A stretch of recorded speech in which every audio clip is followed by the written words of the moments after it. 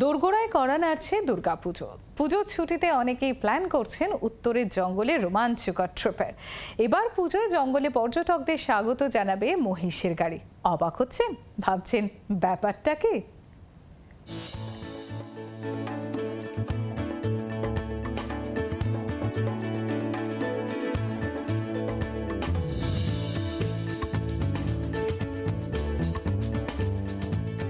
গ্রাম বাংলার একসময় জনপ্রিয় মহিষের গাড়ি কালের নিয়মে এখন বিলুপ্ত প্রায়।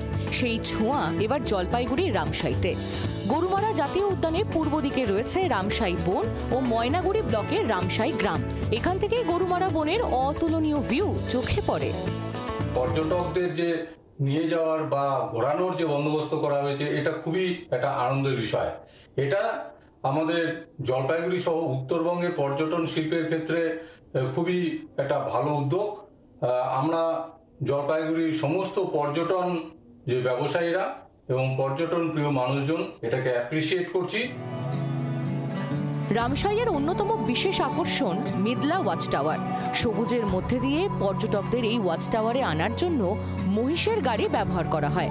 সামনেই পুজো, তাই পর্যটকদের স্বাগত জানাতে এখন থেকেই সেজে উঠছে মহিষের গাড়ি। জঙ্গলের ভিতরে গেলেই চোখে পড়ে চালকরা মহিষের গাড়ি সাজাতে ব্যস্ত। আমরা মিস্ত্রি কাজ করতেছি। কি তৈরি করতে? এখানে গরু মহিষের গাড়ি তৈরি করতেছি। বন্য পশুদের প্রজনন কাল চলার কারণে গত 3 মাস জঙ্গল বন্ধ ছিল। 16 সেপ্টেম্বর থেকে পর্যটকদের জন্য খুলে গিয়েছে জঙ্গলের প্রবেশদ্বার। তবে মেদলা ওয়াচ টাওয়ার সারা বছরই পর্যটকদের জন্য খোলা।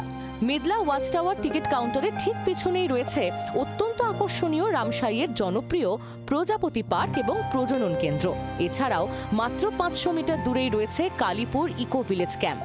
এখানে আসার জন্য মহিষের গাড়িতে চেপে আসতে হয় পর্যটকদের। বলাই যায় এভাবেই গ্রাম বাংলার ঐতিহ্য টিকে রয়েছে রামশাইতে। মেদলা ওয়াচ টাওয়ার যায় আপনার ইয়ার থেকে কালীপুর ইকো ভিলেজ থেকে এই রামশাই। একটা গাড়িতে কতদিন করে বসে?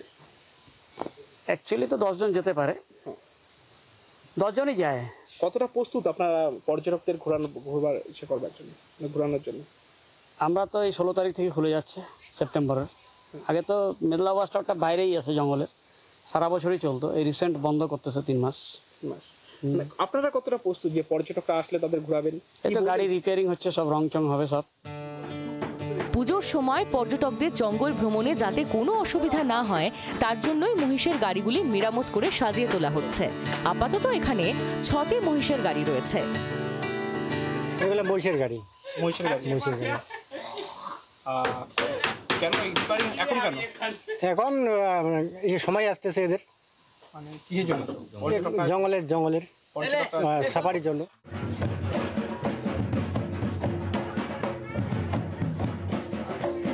পুজোর ছুটিতে শীতের মরশুমে ধামসা মাদলের তালে আদিবাসী নৃত্য পর্যটকদের আকর্ষণ বাড়ায়।